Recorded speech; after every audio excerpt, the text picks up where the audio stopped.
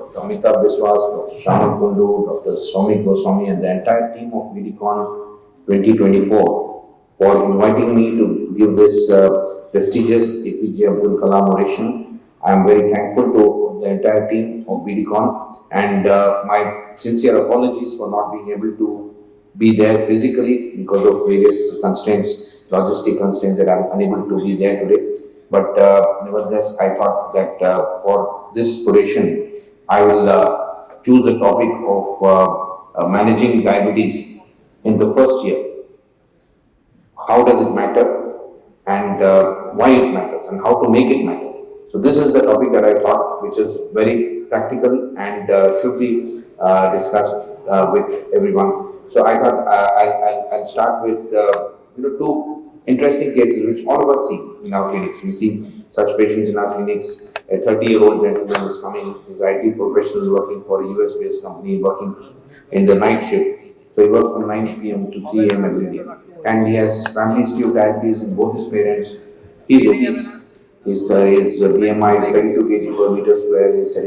He has sedentary habits. He snacks at night during his working hours and goes for a routine annual check. And when he goes for he's otherwise asymptomatic, and on a routine annual check, he's found to have a fasting blood glucose of 224, PP of 354, and HbA1c of 10.4. He doesn't believe these reports. He's got a lipid abnormalities, as you can see. LDL is 128, his creatinine is 1.3 milligram per dl. His BP is also on the higher side, 144 by 86. So clearly, what we are seeing is that this is a typical type of patient that we are seeing who is otherwise asymptomatic but has diabetes, and there are many factors contributing to that. So how would you advise such patients? They would, many of us may advise just lifestyle and ask him to come back after some time. Some of us may initiate him on a single molecule like metformin along with lifestyle, or it may be, some of us would prefer to use insulin for a few weeks and then shift him back to AD. Some of us may initiate with the triple drug combination. So let us discuss further and then come back to this patient later on. And similarly, we have another 26-year-old young lady who's again working in the night shift, and she's noticed weight gain for a few months, and her BMI is 27 kg per meter square. She again on routine evaluation is found to have diabetes. HbA1c is 8.3. Thyroid profile is normal. Lipid profile again shows a LDL of 146. She's advised lifestyle metformin. She refuses to accept that she has diabetes, and she doesn't want to take any medications and doesn't want to come for follow-up again. So these are the kinds of individuals who are coming to us with diabetes, and it is our duty to see that we need to treat them adequately. And how do we do that? And what is the reason for, what is the basis for managing them when in the first year of their diabetes or when they're detected to have diabetes? So having looked at those two cases, let me just show you the prevalence of diabetes. We all know, I don't have to tell you that diabetes is increasing globally, and today we are saying that diabetes has become an important cause, contributing to over 1.5 million deaths across the globe, and 48% of these are occurring below the age of 70 years. And diabetes contributes to about 20% of all the cardiovascular deaths, and kidney disease again is on the rise with diabetes. We know that from the recent INDIAB data that the prevalence of diabetes is 11.4%, and that of pre-diabetes is 15.3%. Showing that we have a significant burden of diabetes, almost 100 million people with diabetes, 150 million people with pre-diabetes, and a host of all the other problems that we all know of. And the important part is that 44% of these individuals with diabetes are undiagnosed. So they will end up with complications if they are not diagnosed early. So that is something which we have to keep in mind. And we all know that the major problems of diabetes are not because of because of the various complications that happen. Whether you look at the microvascular complications, which cause significant distress to the individual, while the macrovascular complications are the major cause of mortality in people with diabetes, contributing to almost 70% of the deaths in diabetes. Now, cardiovascular complications constitute both the cardiovascular disease, the peripheral arterial disease, and even the cerebrovascular. So all of them together contribute to 70% of the mortality. And what we also say is that there is clustering of these complications. That is, those who develop cardiovascular CKD have a much higher risk of cardiovascular disease. Those who develop cardiovascular disease have a risk for developing CKD and also developing heart failure. So all this together, increases the morbidity and increases the mortality in people with diabetes. We know that diabetes is caused by various factors. That is, hyperglycemia is contributed by 8 different mechanisms as discussed by Professor DeFronzo, who proposed this ominous octet. And now we have medications to tackle each of these different pathophysiological abnormalities which are contributing to hyperglycemia.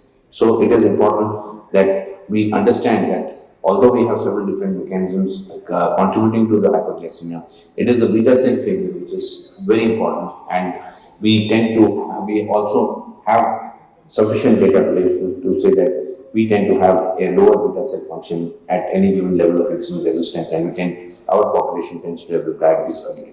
And we are different from the rest of the world because of various factors. We could say that we have a typical phenotype where we are. This is very elegant study from Dr. Yajnik and his group way back in 2001, where he has shown that we are developing diabetes at an earlier age, at least 10 years earlier than the rest of the world. And then we tend to have a BMI which is developing diabetes at a BMI which is lower BMI with lower mid-arm circumference, but with higher abdominal fat or visceral fat and even ectopic fat, which is contributing significantly to the insulin resistance. And therefore we have a higher waist-hip ratio, we have higher fat percentage, higher abdominal fat, higher visceral fat, higher risk of having metabolism associated steatotic liver disease, which is again a manifestation of ectopic fat deposition in the liver. So all these problems are more in our population. We tend to have this unique phenotype which we all speak about, that we tend to have a lower BMI and at a lower age we develop diabetes. We tend to have more of abdominal obesity. Hypertension is more common in our population. Dyslipidemia is more common, and we tend to have more of cardiovascular disease. And so we have this strong familial aggregation, unique genes, tryptine genotype, which is contributing to this unique phenotype seen in our population. And I think the important factor that is contributing is the rapid rural to urban migration, which is changing the lifestyle and which is contributing towards the increase in the epidemic of diabetes. And we also know the various complications of diabetes, as I just mentioned, that they are contributing towards the morbidity and mortality because of diabetes. So the important message is that we need to identify diabetes early and see try to prevent the complications. How do we do that? What is the evidence for that? So if you look at diabetes, it adversely affects the lives of Indians. You could say that diabetes can reduce the lifespan by almost 6 to 14 years when compared to people without diabetes. And this is because of the various complications, whether it's because of kidney disease or whether it's because of the heart disease, that we are seeing a significant reduction in the life expectation with diabetes. Particularly when these complications are present, the reduction in life expectation is significant.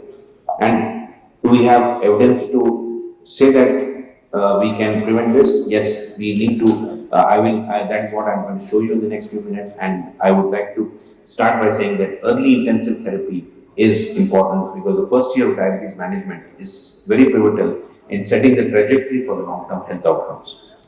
Early glycemic control, comprehensive education, lifestyle modifications, psychological support, and personalized care are very crucial in the first year of diabetes. The efforts made during this period have lasting benefits. They reduce the rates of complications and enhance the quality of life for patients with diabetes.